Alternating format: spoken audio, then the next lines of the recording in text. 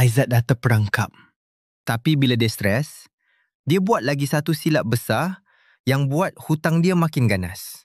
Sejak masuk kitaran hutang, Aizat asyik sakit kepala, mudah marah. Hubungan dia dengan isteri pun tegang. Ini bahaya jangka panjang hutang.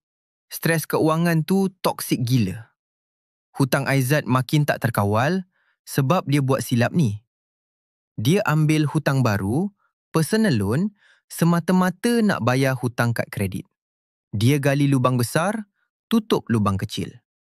Dia tak jujur. Dia sorok statement dari isteri. Dia tipu diri sendiri yang dia still mampu. Dia berharap hutang tu akan hilang kalau dia tak cek. Tapi realitinya, hutang tidak akan selesai dengan sendirinya. Ia tak akan hilang kalau korang cuma tunggu gaji besar. Hutang ni menuntut tindakan. Aizat tahu, dia tak boleh lari lagi.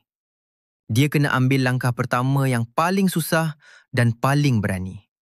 Tengok part 3, ini first step yang akan break terus kitaran hutang ni. Teruskan follow, like dan share Mav Intel.